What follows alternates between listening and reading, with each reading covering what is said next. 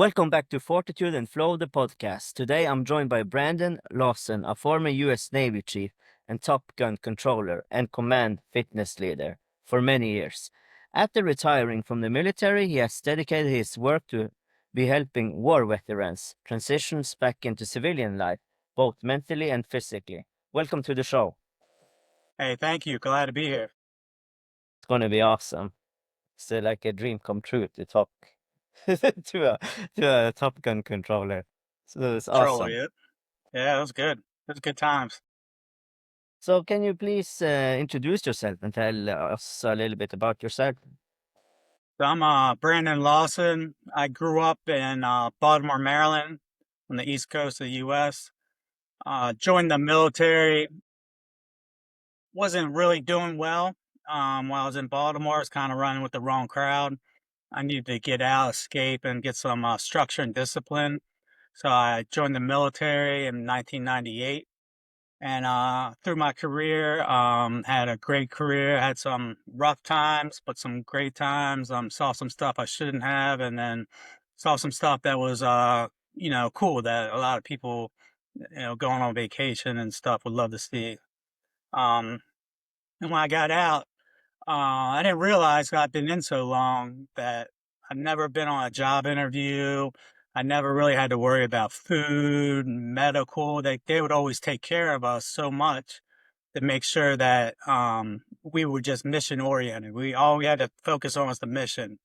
And getting out, um, it was almost like I compare it to getting out of high school and figuring the world out again because you don't know all the stuff that you have to now do and take care of.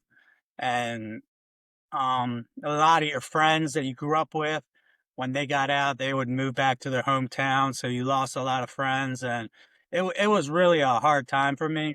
And finding a job, I went through some rough patches, some dark times where I didn't want to leave my house, kind of little depression, and I fought my way out of it. And I kept searching different apps and anything that could help me. And I was um talking to people. I had life coaches, and I got really back into physical fitness. I was putting on weight. I wasn't working out. I wasn't seeing the sunshine. It was a bad time, and I crawled my way out of the hole and put everything together and wrote down everything I found, all the apps I use, everything that helped me, the different free clinics and stuff out there that are for military. Now I'm here. I'm physically fit. I'm eating very healthy, mentally strong. Go out. I see the sunshine every day. Out with people, socializing. Taking my family on vacations, and it was a big, huge turnaround. And so I took all those lessons and I put them into a book, and I started selling solar. Um, Virtually, which was a good thing. I believe in solar. It really helps people, but it really didn't feel that purpose. And I kept thinking if there was a program that I could go through after I got out of the military that would cover this, this, and this, and all these wickets, that would have helped me so much. And I searched and I couldn't find anything. I found a lot of fitness programs that go over workouts and nutrition, but they don't really go over mindset or things we face getting out and transferring into our civilian world. Because it's a huge change. You lose your sense of purpose. I mean, everything. You just can't imagine unless you've been there. So that's why I've created NoblePhysiq to help as many people as I can. Just starting it up. It's a brand new thing. I've been working on it for about a year and a half, but now just launching it. And yeah, it's been working really well so far, and I've helped out quite a few people so far. I just want to keep pushing and keep growing. It's really awesome, and that's also a perfect way to take it back. Well, how old were you when you joined the U.S. Navy? I was 18 years old. 18 years old, yeah. And what drew you into particular that field? It was funny. It was just something out of the blue where I knew I was struggling in high school. I was getting in trouble, just hanging with the wrong crowd. And then my buddy was like, and he told me, he said if he didn't have a felony on him, he would join the military. And I questioned him. I said, why would you join the military? He's like, man, they got all these benefits for you. And he kind of sold me on it. And I didn't know anything about the military. And none of my family were in the military. And I went to the Marines because that's all I kind of knew. I was like, I'll join the Marines. And they were closed. But right next door were the Navy recruiters. And they were asking, hey, what are you doing? I kind of explained my situation. I was like, I'm just trying to get out of the situation, get out of Baltimore, and do something. They're like, well, do you want to, sleep in a foxhole or do you want to travel the world and party? I was like, man, I want to travel the world and party. That wasn't 100% true, but they got me in, and it definitely changed my life for the best. It was the best decision I ever made, and it really grew me up quick. When you're in the military, you don't realize how you become a man instantly. Where a lot of people say when you have a kid, it grows you up. It's kind of like the same thing with the military. You have to, you're responsible for yourself, and there are consequences that are pretty harsh if you're not doing the right thing. And so it just grows you up quick, and then all the training and getting into the war fighting and different things. It was an interesting career. I got to travel and see parts of the world. Then I got to see parts of the world that I didn't want to see, but yeah, that's where we were out fighting. But most of my time was spent on the ship. But yeah, So, what would what kind of habits are drilled in daily then? I say Things. that what habits What? Yeah, what habits are drilled in daily as are under the drilled in. training? I still have anxiety about being late anywhere. Always the rule was if you're not 15 minutes early, you're late. Like we were always 15 minutes early to everything. And in the civilian world, people are like, "What are you doing here so early?" But that's just ingrained in my head, like and that, and just doing the right thing when no one's looking was the biggest thing because you never know when someone is looking, and you never know who is around, especially what rank you have, and who can look at your actions, and then that's going to influence their decisions later. So you need to make sure you're always doing the right thing. And if you can't say or do something in one room, then you shouldn't say and do something in another room, has always been my philosophy. If you want it out there, then make sure it's out there for everybody. Awesome. And I was thinking, is there any particular stories you have you can remember that really changed your life when you were there in the start, or something that was like mind blowing for you? Um, there are a bunch. I think so. When I first joined, we were kind of dying down from the Kosovo campaign, and then it was like peacetime for about 2 years before 9/11. And so we would go out and we would do a bunch of training, practice, nothing for real. And my ship's battle group was the first one out after 9/11 happened, and we actually launched the first missiles at night on Iraq. We went radio silent for 3 days, couldn't communicate with the outside world, started preparing our tactics, and watching, especially at nighttime, those tomahawks go up and then seeing the land like light up was surreal. It was like, wow, it's almost like a movie, but this is real life, and we're in here, and now it turned real. All the training just flipped and turned real. And then we had the Navy SEALs on our ship, and they would work with us pretty closely. And just seeing those guys, how much relaxed and how much fun they were having before they go on a mission that they didn't know they were going to come back from. And they would just be like, "Oh, gotta go. We got 5 minutes. See you guys." I'm like, "Wow, that's amazing." And their sniper would get up in the helo and follow them, make kind of track them and look after them. And it was interesting. A lot of interesting stories. But I think that when the light switched and it became from training to reality was a big like, all right, we can't mess this up. everything we did has to we have to go ahead and execute what our training missions were. That feeling must have been very special, yes. Like you said, from training to the real deal now. We are actually going into a war now. The feeling must have been, how was it? It's It been was very strange. yeah, it had fear, anxious, and excitement. Not really excitement, but just um adrenaline would be more better the answer. But yeah, definitely a lot of fear. Obviously my family back home was nervous all the time. If our because we just had email, or we had the snail mail, and our internet would go out a lot. And so if I didn't, communicate back home for a couple of weeks, I just can't imagine what they were thinking.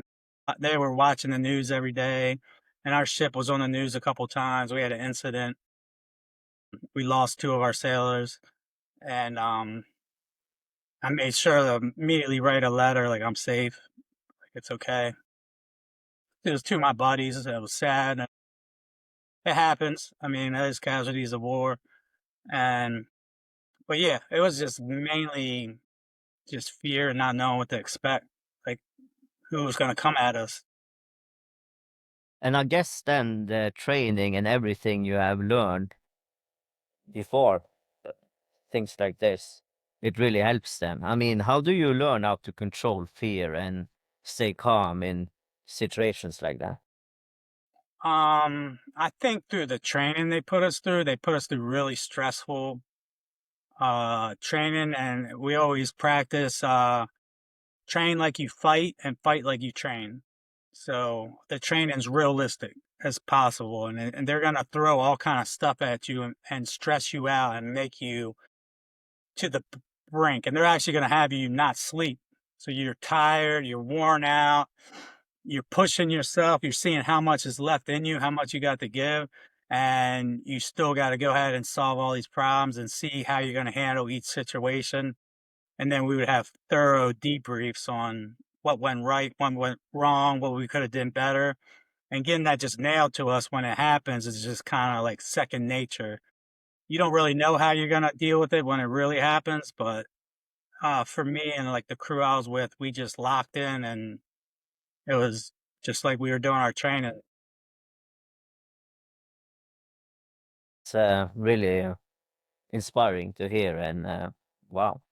And it's like I was also thinking that what kind of person can you be to even be in such environment, or is this can everybody be trained to become a good sailor or a marine I think so. soldier I or think everyone, if you really want it, I've seen, um, so they have different requirements to join. If you have different illnesses or um, flexibility issues or different things that'll affect you while you're out there.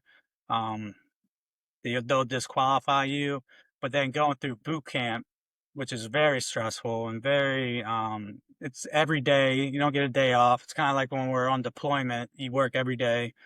I remember my first boot camp, I worked through 4th of July, and it was like, I was young, like 18 years old. And it was first 4th of July, I didn't get to hang out with my friends or do anything with. I was sitting there just doing the military thing. But that weeds out a lot of people because your first couple of days you're getting like 4 hours of sleep, and then you're marching everywhere you go. They're PTing you, they're yelling at you, and they're throwing stuff. I mean, you get in trouble because you don't know all the rules. You just kind of got to figure it out, and you figure it out by doing it incorrectly, getting yelled at, embarrassed, and then pushing forward and making sure you don't make that mistake again. And if you can handle through that, then most likely, then you'll go to your assigned school and get your qualification, and then you'll go to your first duty station and start learning from there. And so it's got like a wean out process. If you make it to your first command through after all that, and you're staying out of trouble and just doing what you're supposed to do, being there on time, having a squared away uniform, and learning and taking everything in, you're gonna succeed. Okay. It seems to be very hard. Only see these things in movies, but to really experience it is something totally different. And it's like is it like, what's the mindset they are drilling into you when it's like, is it like, if you want to quit, you feel like you just want to quit. It's like, you don't quit today, you quit tomorrow, and you just another day and another day. It's like that. It depends what program you're in. Just being in the military, yeah, they're gonna fight you and don't quit, keep going. Get 1% better each day was a big philosophy there. Be better tomorrow than you were today, and just keep improving, staying physically fit, mentally strong, and getting as much knowledge as you can to and getting that muscle memory. So when things happen, you can just handle the situation. But programs like SWIC or Buds, Navy SEALs, um, very Top Gun, very high attrition rate, and they will tell you, "Yeah, here's the bell, ring it."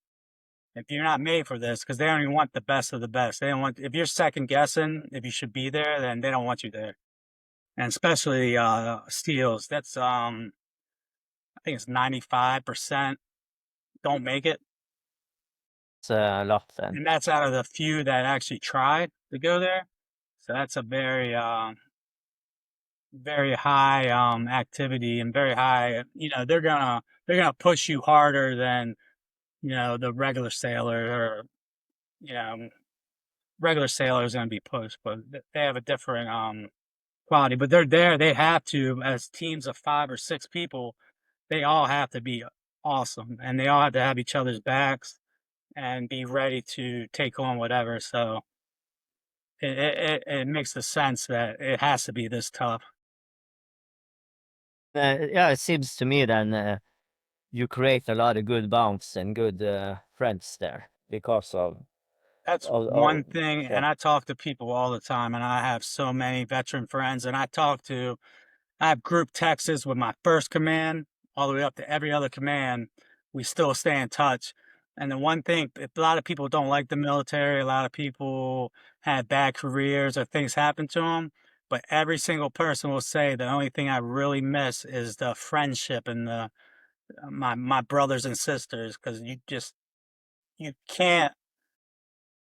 It's hard to explain to civilians the amount of love we have for each other. And even if it's someone I've never met before, but they're a veteran, we could start talking. And within 5 minutes, it will seem like we've known each other for the past 2 years because everyone just relates with each other. But yeah, that's one And thing. The friendship and the groups is just, man, that's our brotherhood. makes totally sense when you think about all the extreme situations you are put in, and when And you're people living are together when you're on yeah, deployment exactly. and everything. So everything you're doing, you're with each other and you learn a lot. There's a lot of long hours where you're sitting there just sometimes you got to waste time and come up with silly games or different things, and you learn a lot about each other in a short time. Seems to be actually a very good place to be when you are a little bit lost in life Yeah. to with everything you learn and friends and mentality and keeping your body in shape and everything. So I was also thinking that because you have been a Top Gun controller, that's actually a very awesome thing and must be very hard to get there. So I was thinking we can talk a little bit about that and also mention of course, the famous Top Gun movies and what's realistic with those movies compared to actually the real thing. I think that would be something people would like to know. Yeah. So I started air control, and as an air controller, you go to AIC basic, and you have to level up and complete a certain amount of missions because you're talking to the pilots and you are their third wingman, and something you say can get those pilots killed or save their life.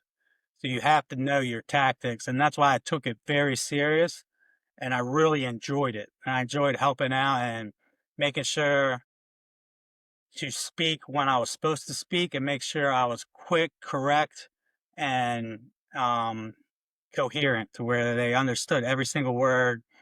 And had the good cadence. So I did that for a bunch of years, and that was just my favorite thing in the Navy. I think was doing air control. I just love. I wish I could just do that full time. We had so many other jobs, and it was kind of like a part time thing. We go and train, and then we had some real missions too, but a lot of it was training. And I remember I met this chief, and he was a Top Gun chief. He was talking about it. I never thought like Top Gun, like I never even thought in my head that I could be someone to go there. And he was like, "Man, you know how to control and you really care. I see you got heart and you like training and helping other people. You would be perfect for this." And I was like, I don't know if I'm up for that level."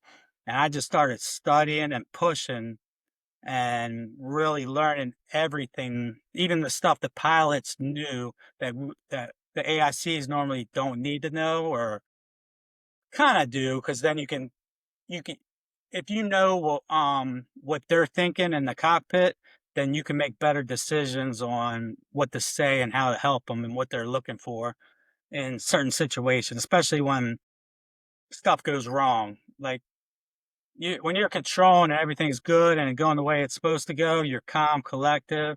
But when things hit the fan, you just got to be spot on and say the right thing at the right time and be quick with it and think really fast. So it it, it is complicated.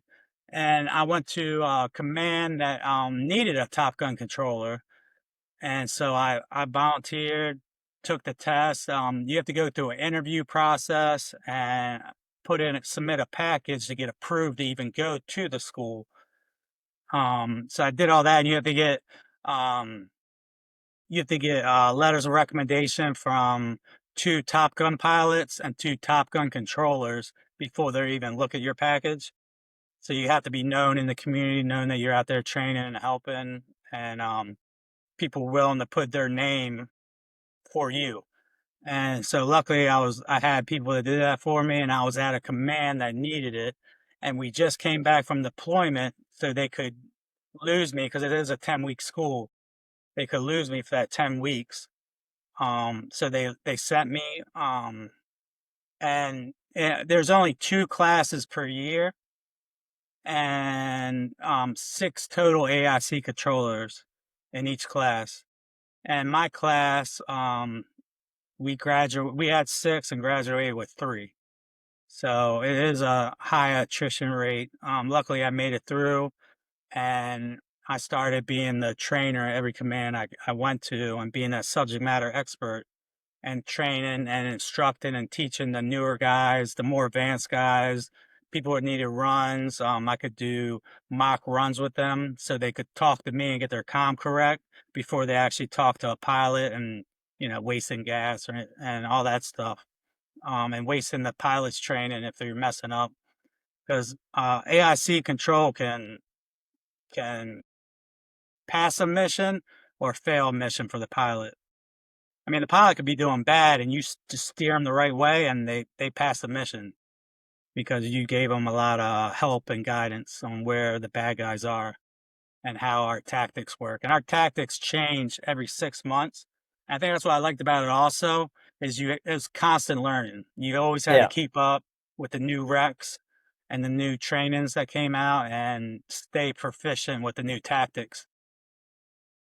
So I yeah, mean, it was an awesome time. I really loved it. As far as the movies, AICs weren't in it too much. We were in the first one, when that guy was telling Maverick to get away from the ship so many feet, and the CO was right next to him. That's pretty realistic. If there's some enemy aircraft out there, the commanding officer is going to come down and sit over the AIC shoulder and listen and make sure everything's going correct. Because I mean, however many sailors on that ship you're on a carrier, that's 5,000 sailors' lives that are in danger at this time. Or if you're on a smaller ship, 300 to 500 sailors. So I, that part was real. Buzzing the tower and doing stuff like that. That doesn't happen. no, um, probably not. some of the other funny stuff. The officers' club. Um, Yeah, they do some silly stuff like that, and um, they do have it. So back then, when the movie was created, they allowed civilians on base. So the clubs on base were actually really the place to go. Everyone, all the girls and guys from out in town would come and visit and go to the club. Now it's more just all military, but it's still they got some rules in there, and they joke around and goof off, and you have a good time because after doing all these stressful missions, and I mean, especially them flying for like 6 hours at a time, they need somewhere to let loose and kind of relax. And so that was realistic. The club scenes, stuff like that. As a Top Gun grad, I was able to go to the one in Fallon during the Top Gun school. But yeah, that was correct. The second movie, the mission they did was a self escort strike, and that's a real mission we actually trained for. Yes, it was. And so and it was the E2 control, and they do the same thing that I would do, but they're flying airborne, so they control them over the land. And when they said, I forget their call sign, whatever the call sign is, attack, that's the real lingo to tell them that, picture's clean, go ahead, drop your bombs on your target, watch out for the SAM sites, surface air missiles, and then come back. Because going in, you can always retreat if it doesn't look like good like you want it. But once you go in and you already drop the bomb, on the enemy's nest, all the enemy aircrafts are going to be coming up, and you have to go backwards. There's nothing else you can do. So you have to flow as fast as you can. There's different tactics between the way they flow back and forth. So that was realistic. And that's why even when he punched out, he had to because he couldn't really turn around and go the other way because then he'd just be going back to the enemy territory. So amazing to hear actually all these type of things. Um, I was just also thinking that when you think about for a Top Gun pilot, that's also have to be one of the best. I mean, for the for the body to be in those G powers and stuff, and the mentally thing and that part, but physically and psychologically, especially psychologically as well, I it can't goes so imagine. fast. I'm sorry. I just couldn't imagine the way I got to do a backseat ride as a favor, and I got backseat qualified. And the G forces are so rough. You don't think it would hurt that much, but it's almost like, the way I could put it is you feel like you're kind of getting electrocuted, and it's real forceful. And um, we were on a 1v1 where they do like a dogfight. Best way to describe it. And we were just turning and burning and pulling different G's, and my G suit like was puffed up to here to push the blood back into me, and I almost fainted. I saw the black tunnel, and I just pushed and forced myself not to faint. But yeah, it was so I couldn't imagine being in that environment, steering an aircraft, and you got to steer at 360 degrees, looking for the enemy, pushing the buttons, talking on the radio, saying the comms, listen to the comms, and then firing when you need to fire and defending when you need to defend. It's just, I mean, those It's guys are amazing. incredible.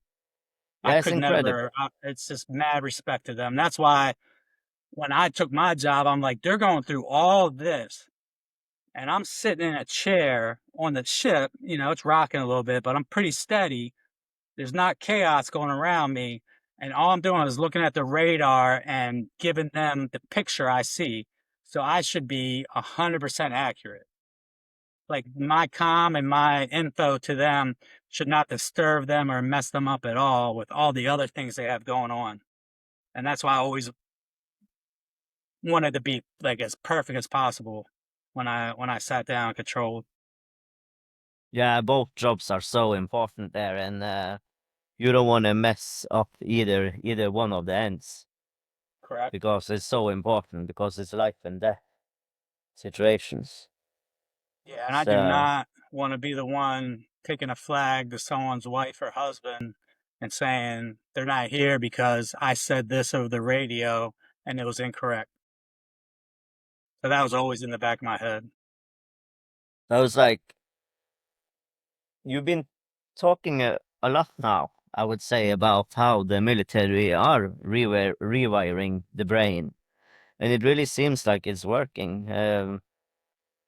Create very good people and professions, and mentally and physically and emotionally, and that's been very interesting to hear about. So I was also thinking, um, what do you think was this the biggest misconception civilians have about war and being in the military? Misconceptions. Um, I will say that they probably think a lot of soldiers aren't really human. They think of them as just like machines that are out there, and we're very much human. You know, we don't want to be in certain situations. We're just told where to go and what our, and, you have to, that's one thing they put down and drain down your throat is you just have to obey your orders.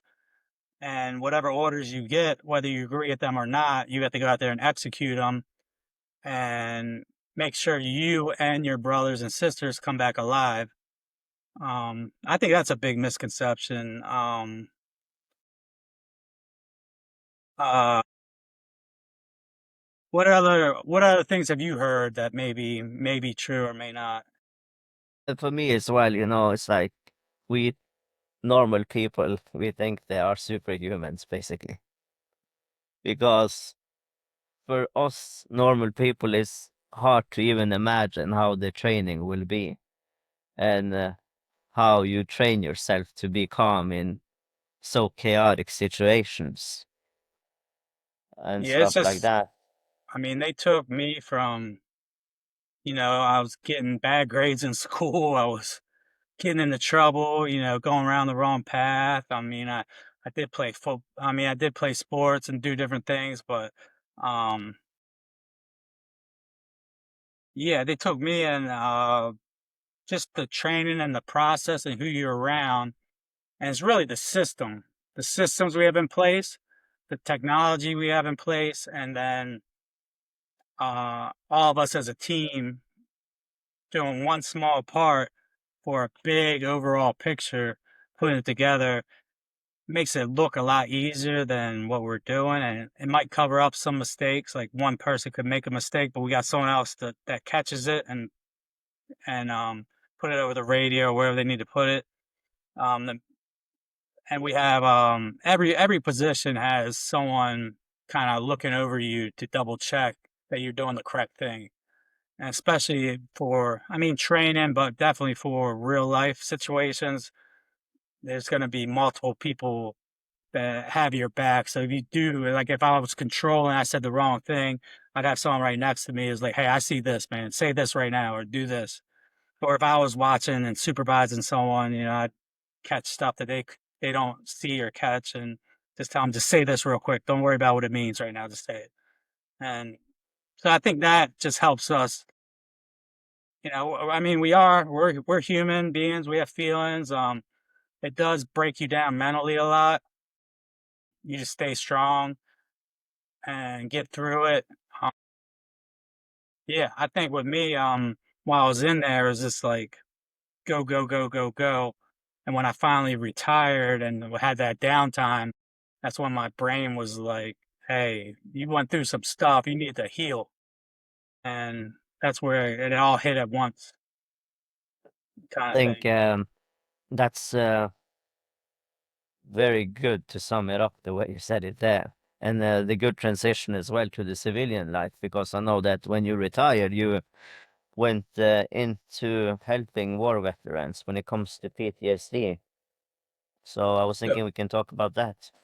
yeah, so I remember a quote I heard. It said, "You're most qualified to coach the person you used to be." And that makes 100% sense because, like, even like if you're an alcoholic, you're not going to want to go.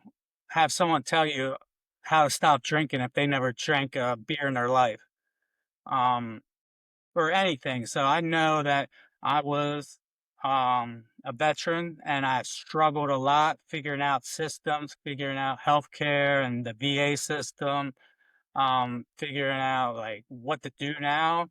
You know, I'm retired and I'm making a paycheck every month, but it's not enough to 100% survive on.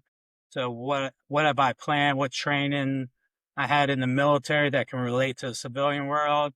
Because like my Top Gun and all that, unless I was doing a DoD job, there's no jobs in the civilian world where you're killing other people.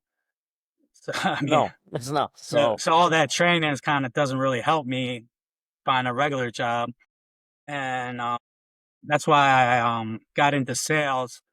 And I guess the biggest thing also with that is when you get out, you really lose your purpose because you have a huge purpose in life while you're in the military and you're feeling great. You feel like you're making a difference. You're coming to work every day and solving problems, helping people, and not just like the war stuff, but just the people in your troops, people in your divisions, solving their problems. You know, people come every day with just life problems. And I remember every morning showing up to work, I would have 3 or 4 issues with my sailors that something happened overnight, multiple things, and just trying to solve and fix and help them and motivate and mentor them to be great sailors. And then while I was in as the command fitness leader, because we have 2 physical fitness tests a year, so I would make sure everyone was fit. I would hold the trainings, but I would also train them on nutrition and along with the workouts because we had weigh-ins. You had to be a certain height and weight also, and if you fail 2 of them, you get kicked out.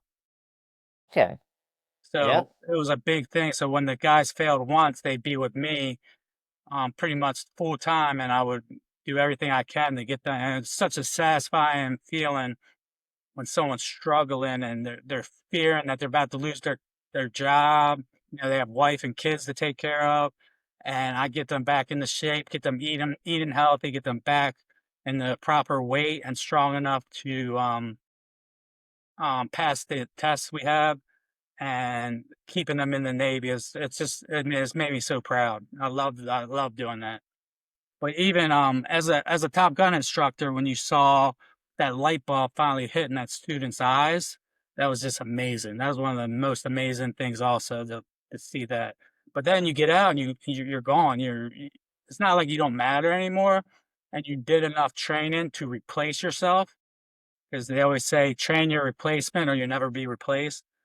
And so you feel good about that, but then you're just like, well, what do I do now? Where's my purpose in life? You have a lot more time to think and slow down, and it crushes some people. Some people are stronger than others, but that's why I developed Noble Physique. I took everything I went through, wrote it down, wrote a book about it, kind of more like a pamphlet. It's a smaller book, but it's to the point, just lessons I learned and places you can go. But then I also took it to get you to have a strong mind. You obviously have to be physically fit, in great shape. You have to eat proper nutritions, getting the right vitamins and everything in your body, and then also having a strong mind. And there's a lot of free things out there for the military that it took me forever to find. It's all in different places. I put it all together in the program. Like from day one, I don't know if you've heard of Thrive Marketplace, but they give no, it's just a healthy food delivery service, like grocery delivery, but it's all healthy, natural foods.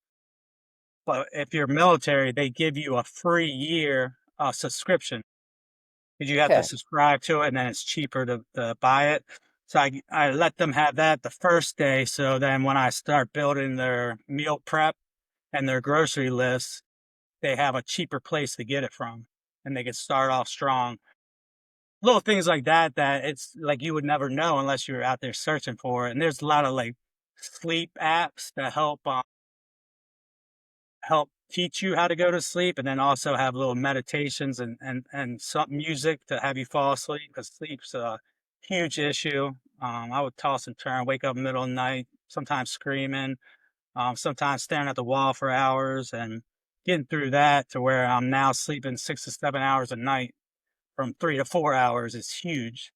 So having that It's that proper sleep, nutrition, physically fit, and then also working with your PTSD, anxiety, um, depression. I have different theories for that. And I am a life coach, but I am not a therapist. I always put that out to the guys that I can't diagnose anything. This isn't treatment. This is tips to help you in life. This is just guidance. Me looking on the outside, and sometimes you see more if you're not if you're talking to your buddies and your family and you guys are all going through it together. It might take someone from the outside to look in and be like, "Oh, here's the solution. Maybe try this." seems to me that the transition from the navy or the military service to the civilian life is very huge, like you said, because you are used to having a purpose and you used to be a part of something very big and great. And then, of course, especially when it comes to PTSD, because trauma affects the body, emotions, and thoughts. And real healing often means working through all three of them. And do you think that therapists only focus on one part, or do they a lot of times don't see everything? I I don't want to comment on therapists. There's different therapists out there. I will say the therapist I used was she was ex-military, and I needed that because she was there. And like I said before, the best person to coach is the person you used to be. So she understood what I was saying and what I was going through and what I was feeling a lot more than a regular therapist would be. So that's what I look for. She helped me out a lot, but it's all different. I had a life coach. I had, I had a personal trainer. I had different things to help me all together, and I try to take everything I learned and put it into one program. But again, I'm not a therapist. I'm not licensed. I'm just giving advice and trying to help as much as I can, and I've been there. So there's no judgment. I want you to be as honest as possible when we do our onboarding, and especially with injuries. You wear your body out for those 20 years. You're doing things that, you know, body should be. You're wearing, I mean, just being in the Navy, you're wearing the steel toe boots and walking on a steel ground and steel steps, and that's not given for your knees and your hips. It's going to mess things up. And I got plenty of visits to a chiropractor and different things, but working, learning how to do corrective exercises and with people with injuries and substituting um, exercises where you're still getting the same effect, but you're not re-injuring yourself, re-hurting yourself is a huge part of the program also. Like you gotta take all the things in the factor and customize it.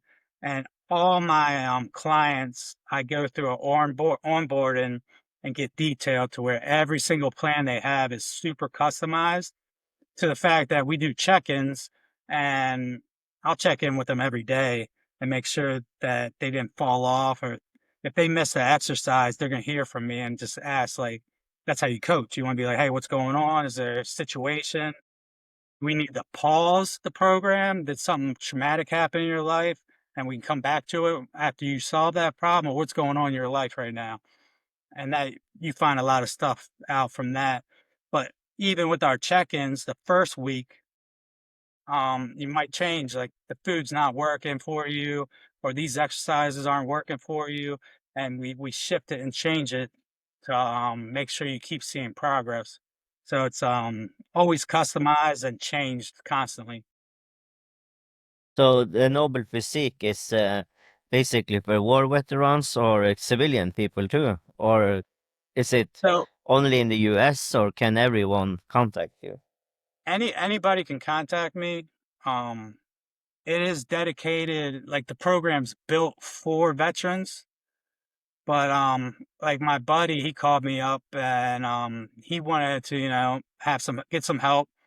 But his wife's like, "Hey, my wife wants to help too. I know it's only for veterans. Can she join?" I'm like, "Yeah, she can join."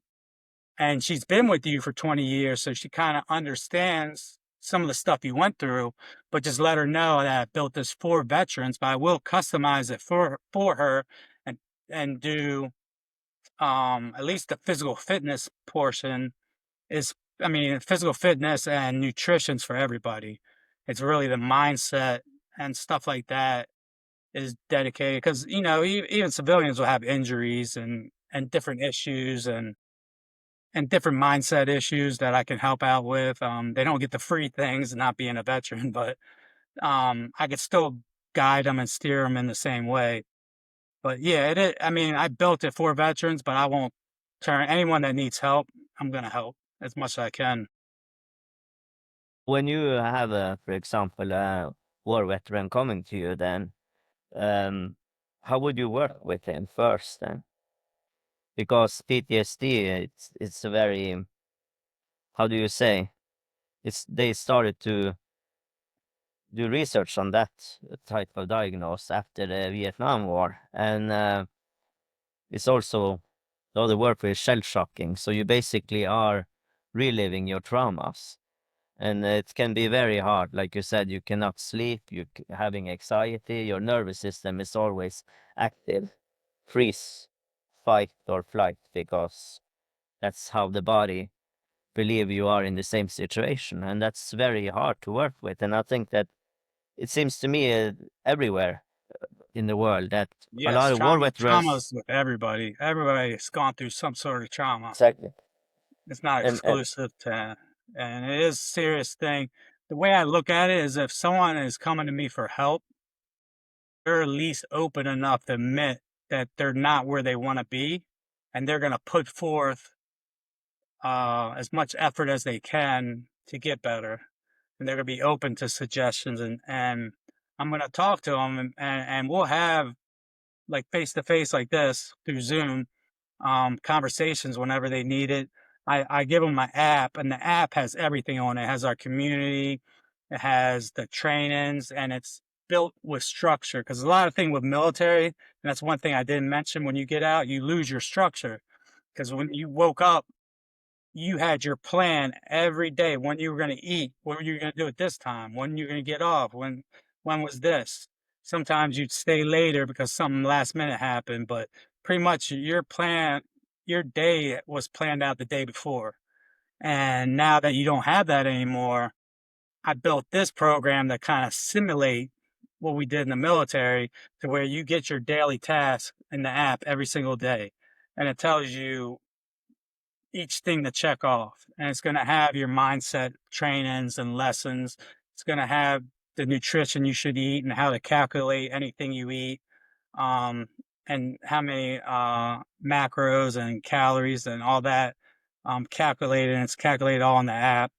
And then it's also going to have your workouts. And the cool thing about the workouts, it's got videos for all the workouts, but you can choose home or gym.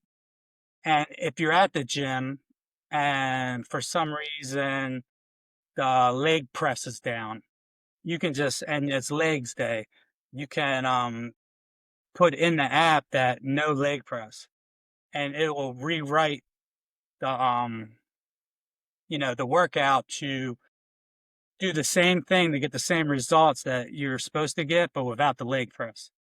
Or if you're at home and you're like, "Hey, I got dumbbells, but that's it." So you just put dumbbells in, and it's gonna have a home workout, but with dumbbells. So it's all customized to you and where you are. If you go on vacation and you're at the hotel, but the hotel only has a treadmill and something else, I don't know. You just put that in, and it'll break you out of exercise, so you can complete it anywhere, anytime, and have it get the same results. And we also go over what to order at restaurants, and I tell people stay away from fast food, but if you need it, it's all about transitioning. Depends what kind of diet you have now to what kind of diet I'm going to put you on, and I'm going to slowly just make small changes because nobody you can't just go from eating one way to 100% eating healthy without a transition because it won't work. You'll give up. So we just No, do it's very small hard. changes throughout the weeks to where at the end you're like, wow, I don't even remember eating like that. I used to eat like that. Wow. Like, That's but good. yeah, everything's built just for to help them out and bring back that structure, that brotherhood. They're in a community of a bunch of other veterans that are going through the same type of stuff, and whether they graduated or not, they can help teach or kind of reinforce like, yeah, I'm going through the same thing, man. It's not just you, and it helps bring all that back together to where they feel at home and comfortable again. That seems to be a very good app, and it seems to me that you've been thinking about all the steps Yeah, this for has been recovery there. 2 years in the making, and I just kind of started it um full. I had some trial runs about a month and a half ago, and now I'm kind of full up and running people. And I had the it was actually my buddies go through it and give me feedback, and they're still going through it right now, but they're gonna also leave reviews of what they thought, what they liked, and get back with me and tell me like, hey, this I didn't really like this. This was awesome, but maybe you could change this to this, and always like I'm always there for feedback and to improve, make improvements when necessary, and keep it growing. That's good. That's good. I was before I forget to ask you, what's the name of your book? It's a veteran's guide. I'm sorry, veteran's blueprint to surviving civilian life. All right. A veteran's blueprint to surviving civilian life. How to survive after service is the actual name. There you have it. Yeah. All right. Nice. You can buy that at Amazon, I saw. Correct. Yes. You can get it on Amazon. I think if you have, I think it's $5 to have the hard copy, but it's free to get the electronic copy if you have the Amazon. What's it called? The The electronic Kindle book club. thing. Yeah, I think they have like Amazon Kindle or something. Kindle. Correct. Yeah. So you can get it there free and just have it be as a placeholder to help you, you know, whatever issue you have. I mean, it goes through drug abuse, alcoholism, um, finding friends like with the VFA and American Legion, being back with your brothers and sisters, resume writing, job hunting, finding your purpose. It goes through quite a bit. And I I wrote was that 2 years ago. So okay.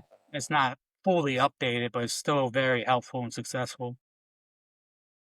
Yeah, I bet it is. Like you said, just to, write the CV. So a lot of people actually need help with that. It's not that easy as people think. And also, like you said, I think that what would you recommend people who are dealing with PTSD or some kind of mental struggle, or what helped you? So what helped me was actually being brave enough to talk about some of the things I saw that I was very uncomfortable and I kept in myself.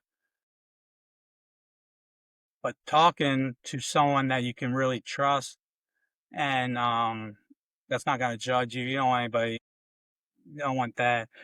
Um just reaching out and getting help. I mean, it really depends on what they went through and what they're dealing with to how I would suggest to get over it. I mean, there's different breathing techniques.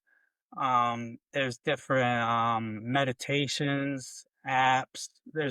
I mean, working out is gonna relieve a lot of that stress and anxiety. Biggest thing I think is just really discussing it, talking about it, and realizing that you went through this, but you weren't the only one to go through this, and you can get through it. And there is light on the other side of the tunnel, even though it doesn't seem like there is. Believe me, I was down there drowning for a while, and I was a heavy drinker. I was trying to drink my troubles away. That's not the way to handle it. I quit drinking for 2 years now and got back into shape and really climbed out of the dark side or the dark part is what I of my life that I think I went through was and it was crazy because I always and maybe it was just me not thinking, but with the people being depressed, I was always like, that's a mind thing. You're not depressed. Like, I didn't really fully believe it until it hit me like a ton of bricks. And I was like, wow. And now I see what people are saying. And I would stay inside, not want to go see anybody, not want to talk to anybody. One of the one of the greatest quotes, I heard it once and it helped me, is this guy said, you don't have to go outside. You don't have to feel good to go outside. You have to go outside to feel good.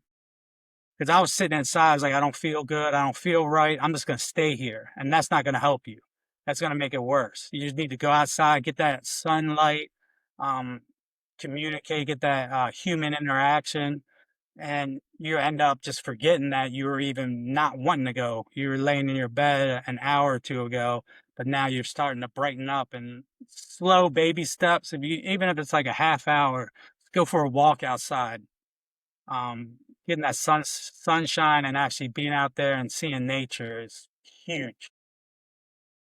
Yeah, definitely. It's and all these things you mentioned when it comes to the breathing techniques. You have a Wim Hof method. You have a lot of other breathing techniques. You can find books about it. A lot of videos, yoga, like you said, also with the meditation and all these type of things helps you to regulate the nervous system, and that's basically what you need. And training, but like you said, also when you eat right and get in shape again. And what you said, that's the next question. Purpose. How do you help people finding purpose? Or how was it for you to find how did you find purpose again? It was hard. I tried my best with solar, and I felt good when I helped people with these rising energy bills and the monopoly. It's just ridiculous that they charge us so much for electricity, but um being able to have these lower income families get on a set plan, they pay the same amount every month, and then there's an end date. So they're not, I mean, you got to pay electricity the day you die, but with solar, you only have to pay it till it's paid off. And we work it out to where you're normally paying the same price you're paying now for electricity, your average price, or a little bit under. And then the average price you're paying now is going to go up every single year while this stays straight. So really, within like 20 years, it's a huge gap between the differences. But anyway, I don't want to get too much into solar. I'll start talking all day. But that helped me. I just enjoy, I'm one of those people, I like helping people and getting them better. But I think the purpose when I was really working out, uh, finding out that I am special, I'm not, thrown to the walls or hidden or not thought of anymore because I'm not in the Navy or not in the military. And then just being able to help people go go through what I went through and get them out of that same situation really helps me find purpose. To help other people find purpose could be in multiple ways, depending on where they lack their purpose. Are they lacking purpose from job motivation? Are they lack their purpose from seeing their friends and family? Like where are you at in that? And we'll find different ideas and situations to overcome to get your purpose back and realize that maybe you didn't lose your purpose the whole time, you just thought you did. And what you're doing right now is exactly what you need to be doing in life. Or maybe you haven't figured out what your purpose is in life. For a lot of people, I mean, today, just in the regular workforce, some people find their purpose in life very late. But I try to go over different things like what do you enjoy? What do you like to do? What are you doing now that's opposite of that? What could we do? Um, where could you meet like-minded people like yourselves? Like you need to step outside the box, maybe join a club, maybe take dance lessons, maybe, I mean, there's all kind of different things. These are things that I try too, just to get outside the box and be with a different culture or group. And once you get into that group that you relate with and you're part of that family, that really helps bring your purpose back. And then with that, with finding a job that you enjoy and brings you that job satisfaction, that's huge. Yeah, And this, like, yeah, I that's get huge. excited about all the time helping people, and it makes me feel so great that I'm helping you actually helps me. And so the more effort I put into improving you and seeing you excel from when you started to when you graduate, or if you keep going, whatever you decide to do, um, yeah, it's just great for me and great for you. So it's a Very win-win good. situation. I think that's a very good way to put it, and I agree. I really do. Because purpose is something people can lose sometimes, and a lot of people haven't found yet. And it's like if you find something you're passionate about or gives you some joy, a lot of good things can come from there. Very And much, very true, very true. I was also wondering, I just have a few more questions. So I was thinking, just very short, what do you think about the geopolitical situation today in the world? After your background in the world and everything, a lot of people are very worried today when it comes to it's going to be a huge war in the whole world. The price is going up. This is very important right now. So, with your background, I was just thinking of asking you that. So what's funny is when I got out of the military, I one of the things I did for stress and for mindset is I stopped watching all news. Now, obviously, with today's, all the social media and alerts you get on your phone and everything, you're gonna hear kind of what's going on, but I don't dig deep into it. Because I feel we've been through some crazy stuff before. I'm sure the world, I mean, 9/11, United States was just shocked, like, oh, this is we haven't been attacked like this since Pearl Harbor. Like our waters around us kind of keep us safe, and now they can't come and actually reach us.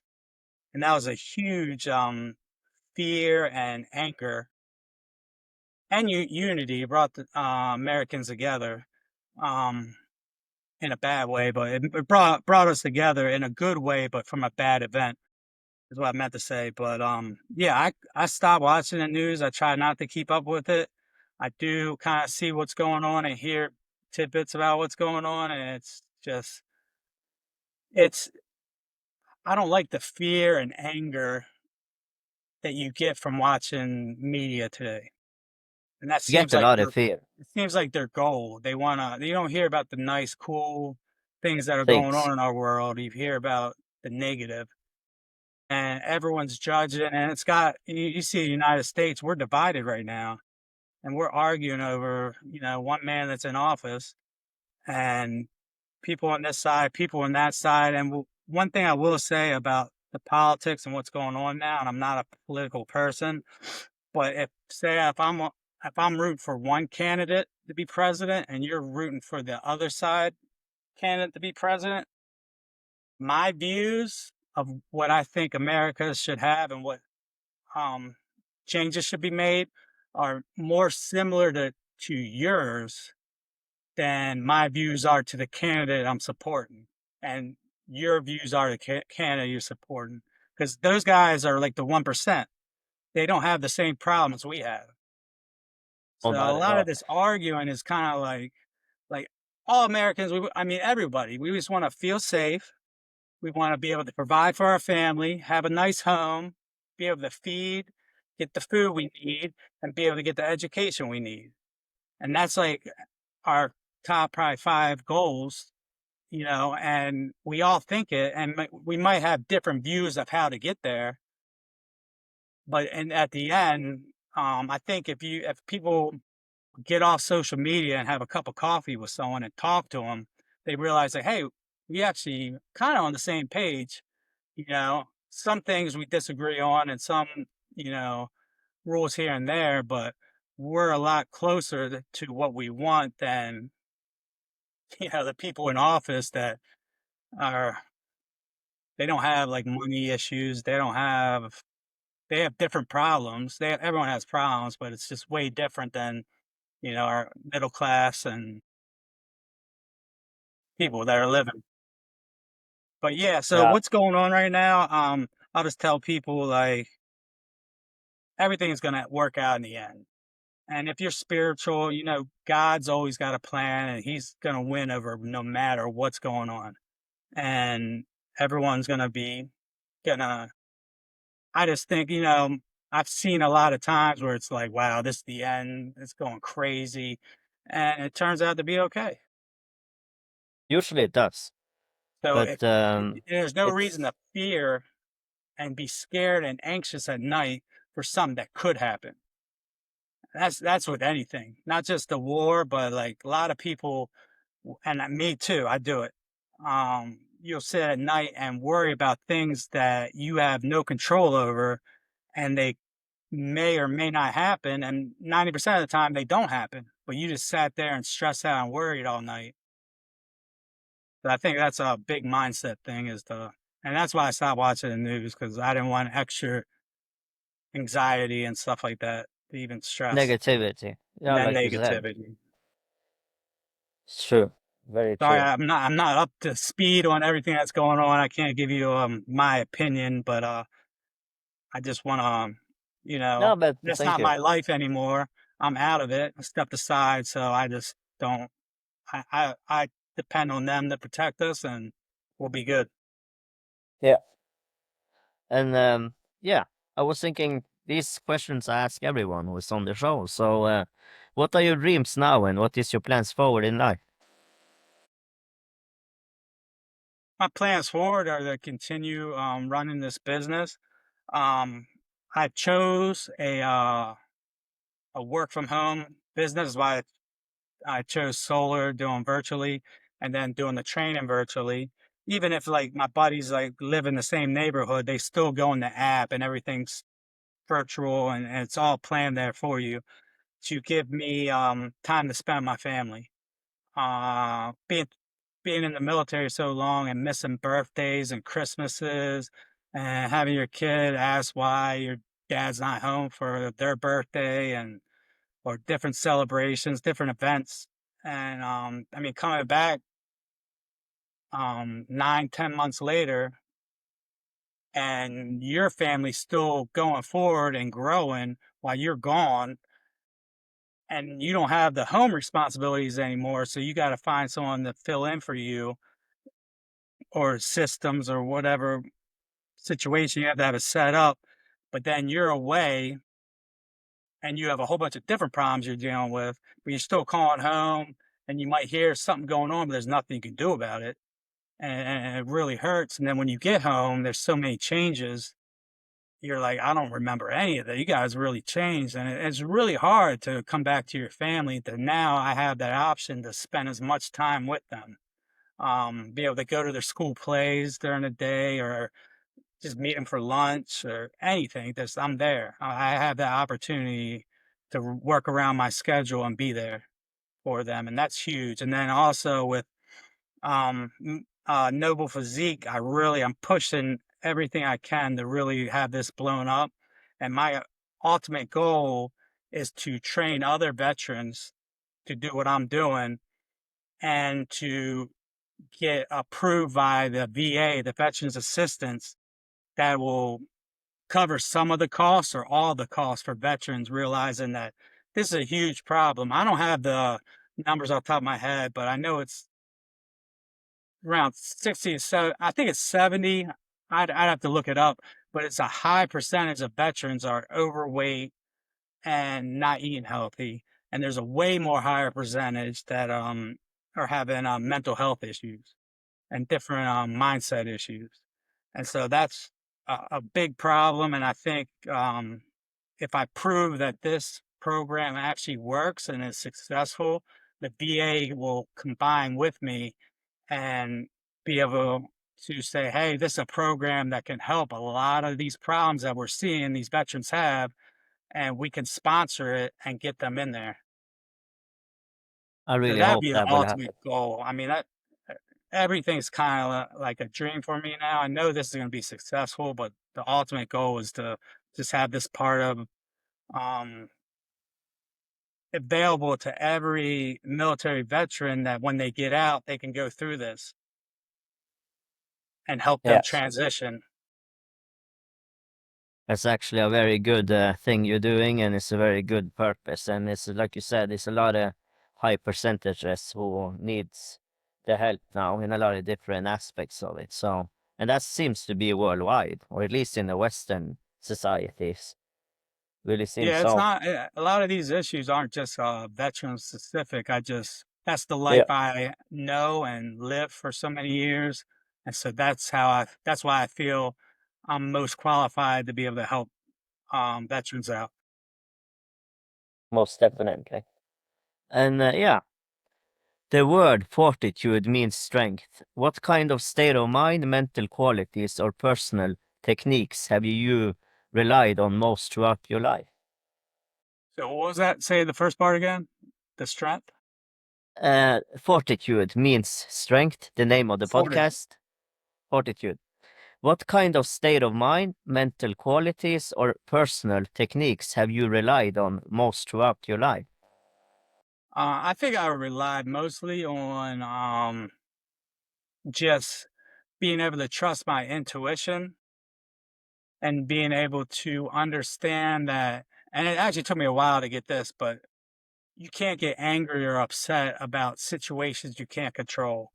One of the biggest examples is traffic. You know, everybody loses their mind over traffic, but in reality, you honking or yelling or doing anything to other drivers is not going to solve that problem. It's just going to escalate it. So to be able to just not come back from a road trip or going to work or anything with your heart beating, your blood's flowing, you're steaming, you're so mad that this person cut you off or it was driving 5 miles under the speed limit.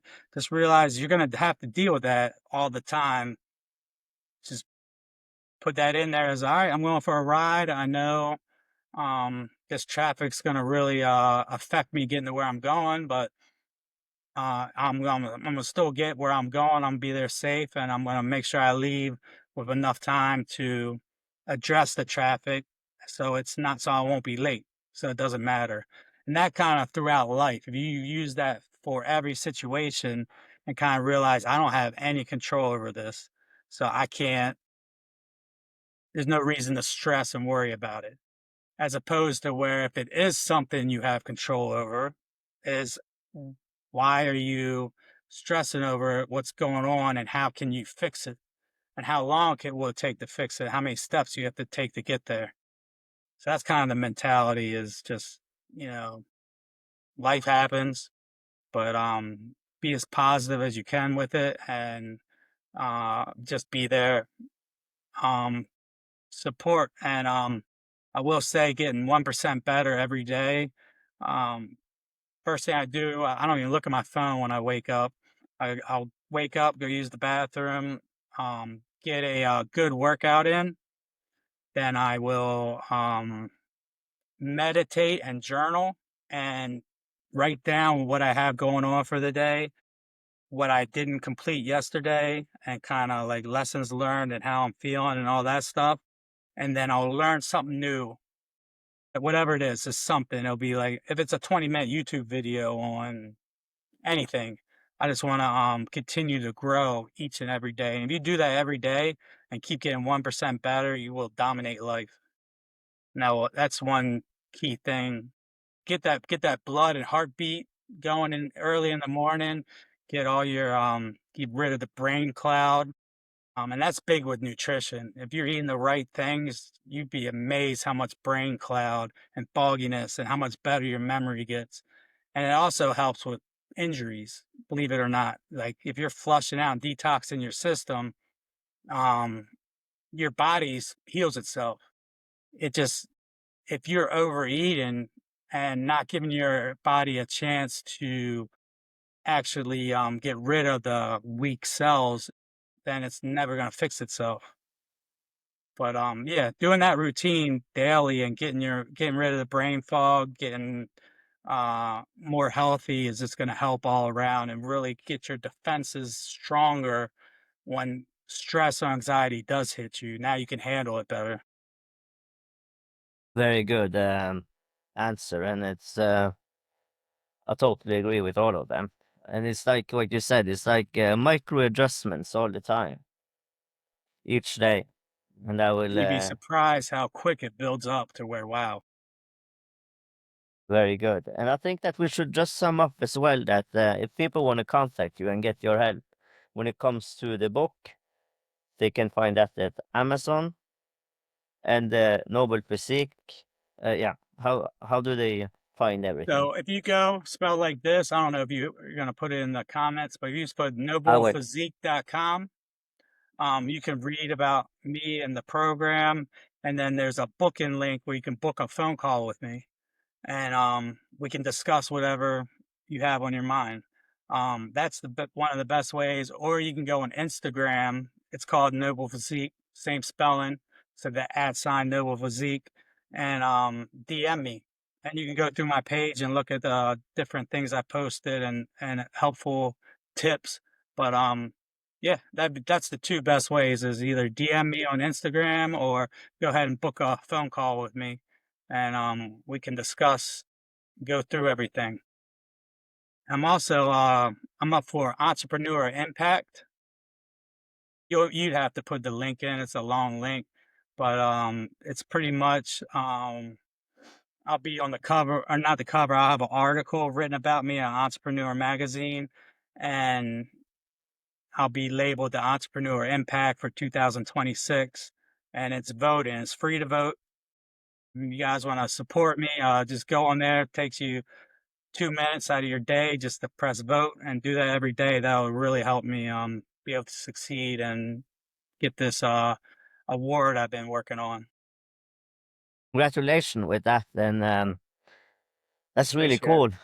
I did vote for you, and I will do that again, and I will let all those links and information about you. I will leave that in the show notes for everyone to find that. And I would just say thank you very much for sharing your story and everything you did here with all the information. So I'm very glad that you were a part of Fortitude Flow, the podcast, and it was very valuable for me and my listeners as well. So thank you. I appreciate it. It was a pleasure being on here, and this was a great platform. And uh, yeah, I appreciate what you're doing and putting out all that information to your viewers is awesome. And oh, I will say this morning I am for that entrepreneur impact. I am now officially in the top 5. That's So very that's when it good. Top starts five. getting tough. So I Oh do yeah. need some help and support because it's Then I think we should get on to it, and very soon we'll. I will try to release this episode very fast then as well. So then more people can see it and help you get there. You have earned appreciate it. it and you deserve it. So that's really cool. So I just want to say thank you very much. Awesome. Thank you very much, and I hope everybody has a blessed day. And if you need to talk to me, talk to me. And if you're, and I do tell people this all the time, if you're physically fit and eating right, and your mindset's perfect, then this is not the program. It's definitely to be able to help and grow. So, thank you. Thank you. If you enjoyed this episode, it would mean a lot if you liked, shared, and subscribed, and left a comment with any ideas how to improve the podcast. All of this would really help the podcast grow. Thank you for your support.